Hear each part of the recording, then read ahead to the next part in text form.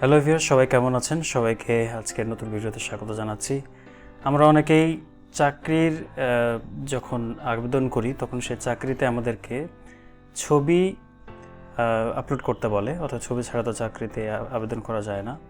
তো পাসপোর্ট সাইজের ছবির ক্ষেত্রে সেখানে চাওয়া হয় 300x300 এবং একটা স্বাক্ষর থাকে, সে স্বাক্ষরের মোটামুটি রেজুলেশন থাকে 300x80। তো অনেকেই আমরা দেখেছি ফটোশপে এই কাজটা করতে পারি না, কিংবা অন্যান্য নানা ধরনের বাজে সফটওয়্যার কবলে পড়ে হয়তো সেটার কোয়ালিটি ভালো থাকে না। তো আজকে আমি দেখাবো কোন সাইট থেকে বা অনলাইনের মাধ্যমে আপনি খুবই সহজভাবে আপনার এই পাসপোর্ট সাইজের ছবিটা আপনার চাহিদা মতো করে ছোট করতে পারবেন বা রেজুলেশন পরিবর্তন করতে পারবেন। কাজটা করার জন্য প্রথমে আপনাকে চলে যেতে হবে যে কোনো একটা ব্রাউজারে। আমি গুগল ক্রোম ওপেন করলাম, এরপরে আপনি এখানে সার্চ করবেন অনলাইন ফটো রিসাইজার। এই যে এটা লিখলে রিসাইজার চলে আসবে, আপনি ক্লিক করবেন। এরপরে আপনি নিচে দেখবেন ঠিক 2 নম্বরে Adobe free image resizer photos online Adobe express. এইখানে আপনি একটা ক্লিক করে দিবেন, ব্যাস। এরপরে আপনাকে নতুন একটা পেজে নিয়ে যাবে। আমরা চলে এসেছি আমাদের অ্যাডোবি এক্সপ্রেসে। এরপর আমাদের সামনে ঠিক এরকম একটা ইন্টারফেস হাজির হবে। তো প্রথমে আমাদেরকে এখানে সাইন আপ করতে হবে। সাইন আপ করার জন্য ঠিক এই জায়গাতে আপনি একটা ক্লিক করবেন। এরপরে সাইন আপের জন্য আপনার অনেকগুলো অপশন আছে, continue with Google, continue with Facebook, continue with Apple, continue with email, এরকম থাকবে। আপনি কন্টিনিউ উইথ গুগল এখানে ক্লিক করে দেবেন। ক্লিক করার পরেই ঠিক এরকম একটা অপশন আসবে। আপনি এখান থেকে আপনার যে ইমেইলটা আছে ইমেইলের উপর ক্লিক করে দিলে আপনি এখান থেকে খুবই ইজিলি সাইন আপ করে নিতে পারবেন। তো এখানে নাম চাচ্ছে ফার্স্ট নেম এবং লাস্ট নেম। আপনি ফার্স্ট নেম লাস্ট নেম যে কোনো একটা দিয়ে দিবেন।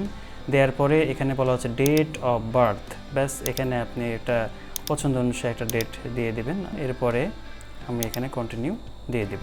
কন্টিনিউ দেওয়ার পরে এটা লোডিং হবে। এরপরে আমাদের কাজ শেষ। আমরা এখন চলে আসলাম মেইন ইন্টারফেসে। এখানে ক্রস দিয়ে এটা কেটে দিব। সো এই ইন্টারফেসে আপনি এই ফটো রিসাইজার যে অপশনটা ছিল এটা খুঁজে নাও পেতে পারেন। এটা পাওয়ার জন্য আপনাকে আগের যে এটা আপনি সার্চ করেছিলেন এখানে চলে গিয়ে এই যে অ্যাডোবি রয়েছে এখানে ক্লিক করে দিবেন। এরপরে যদি আপনি ক্লিক করে দেন তাহলে দেখেন যে আগের মতো ওটা চলে আসবে, ব্যাস। আমরা এখান থেকে আপলোড ইউর ফটো এখানে ক্লিক করব। এরপরে আমাদের সামনে ঠিক এরকম একটা ইন্টারফেস আসবে, আমরা এখানে ক্লিক করে দিব। এরপরে আমরা যে ছবিটাকে ছোট করতে যাচ্ছি বা পিক্সেল চেঞ্জ করতে যাচ্ছি সেখানে ক্লিক করে আমরা ওপেন করে দেব, ব্যাস আমাদের পেজ এটা ওপেন হয়ে গেল।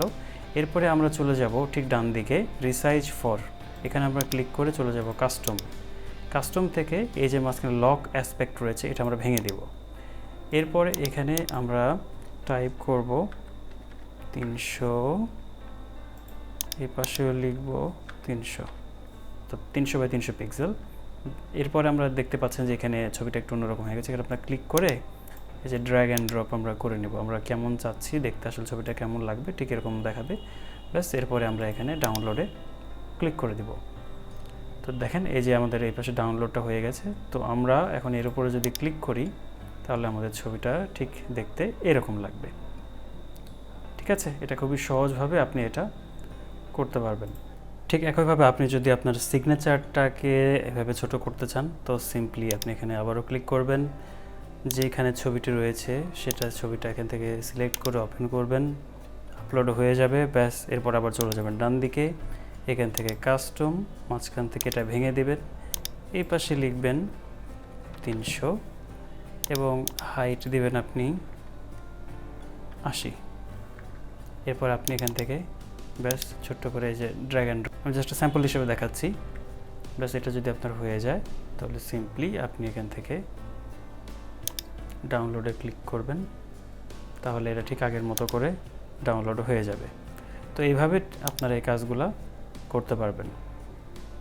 তো কেমন লাগলো আমাদের আজকের ভিডিও? যদি এই ভিডিও থেকে উপকৃত হন তো অবশ্যই আমাদের চ্যানেলটাকে সাবস্ক্রাইব করবেন এবং পরবর্তী ভিডিও পাওয়ার জন্য অবশ্যই বেল আইকনটিকে অ্যাক্টিভেট করে রাখবেন। সো ধন্যবাদ সবাইকে, পরবর্তী ভিডিও দেখার জন্য আমন্ত্রণ জানাচ্ছি। আল্লাহ হাফিজ।